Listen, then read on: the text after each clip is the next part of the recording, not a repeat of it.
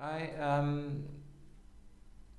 I started off my life working career as a librarian, from which I'm now retired, and I certainly didn't know then that I was in year five, but it certainly does fall into the category of a five, in that it's very much knowledge based. Not so much as I think the popular belief, which is that librarians sit behind a desk somewhere and reading books, but it is about systems and understanding how those systems will actually benefit. I was a university librarian or an academic librarian, so there was a lot of systems and so on that were involved. But interesting enough, from a career point of view and from an N-year 5 point of view, what I desired and which I ended up for a period of time was that I became a subject librarian, because one of my subjects, academic subjects, was history. So in fact I became a history librarian, which made me then sort of specialist, which is typical, I think, of a five. The work that I work as an analyst, and I effectively work freelance, so I haven't had a formal job for a decade. It's difficult to relate it to the type of a five because the system as I understand it, distinctions between thinking, feeling and action don't strike me as being as robust as we tend to assume when we use the words. But so I'm just going by the sort of labeling that is used. So fives presumably, or fives I understand are in the thinking center, and the work that I do does tend to involve that.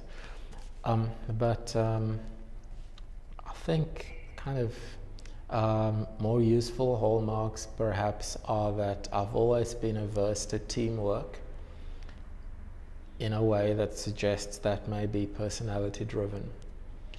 And I've always been more concerned with kind of analysis literally, which involves breaking things as a prelude to making things. And I feel comfortable alone, which I guess also follows from a comfort with ruminating over things, which you can do without help and without too much distraction.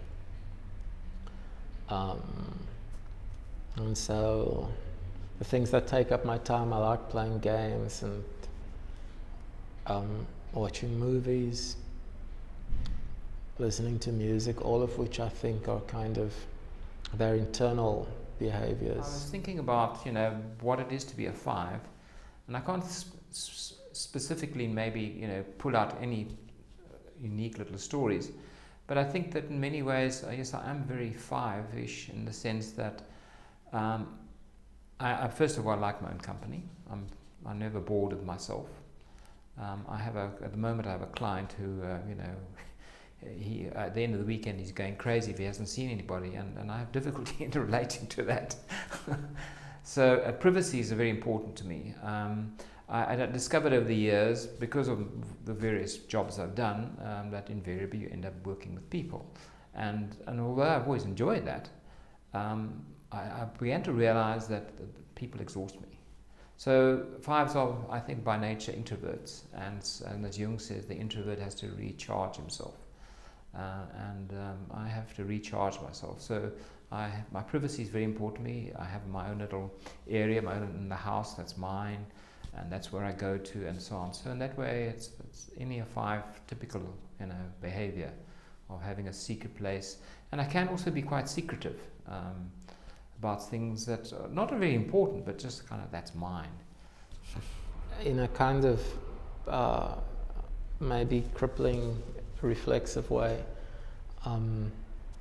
the first thing that you want to do with ideas or things that people present you with is kind of the care. Yeah, so let me put it like this: the care that a five lavishes on something looks destructive because it involves tearing it apart and trying to see how the parts relate. And it's not destructive, not gratuitously destructive, but I think I genuinely do struggle to play along with something if I don't have a clear enough picture of it.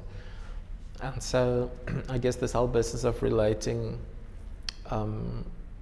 who I am and how I do things to a system that I'm not totally sympathetic towards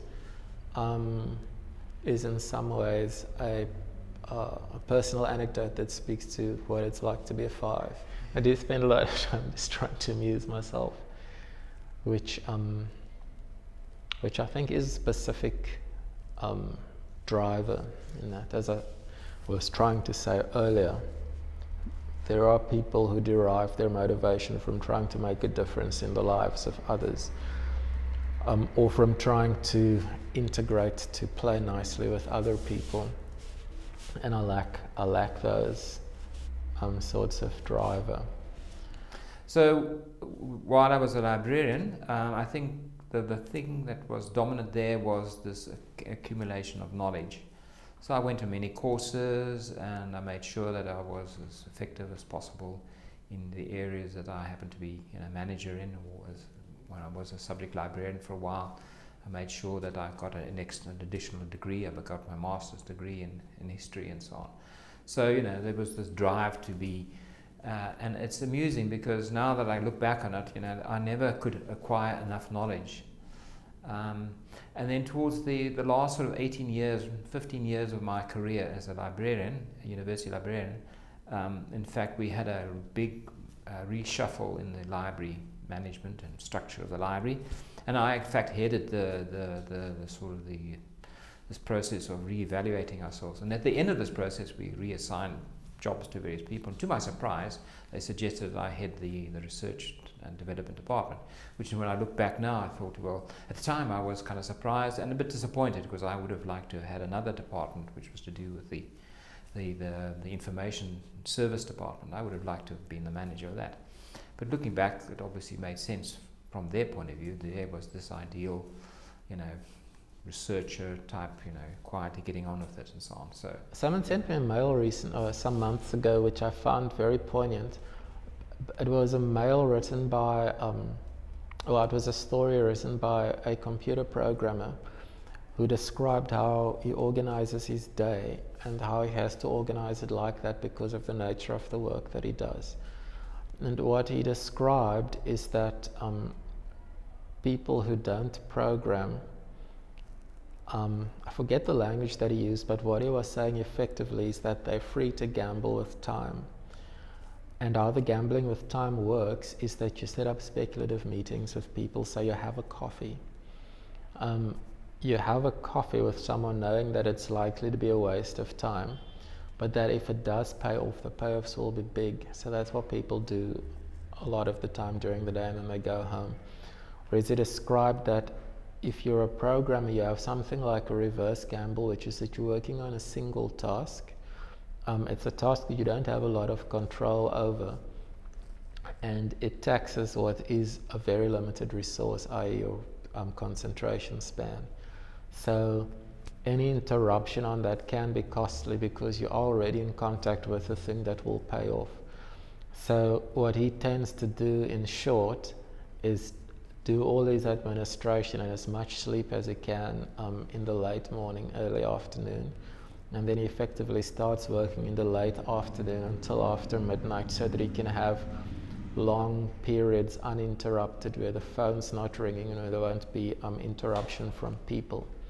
So that does create a pattern of work which is insular, because you seek out those times of day where there won't be other people, and which, while you're not working consistently, you are trying to have lots of coffees with yourself over one protracted period of time. So I think the person who sent it because she thought that was quite an odd thing to say, but I was really happy to receive it, because it was a sort of sanity check almost. It was an unsolicited reassurance that my pattern of behavior, which was kind of getting into the office at night, leaving in the morning before people come, sleeping in the afternoon, had a basis in something.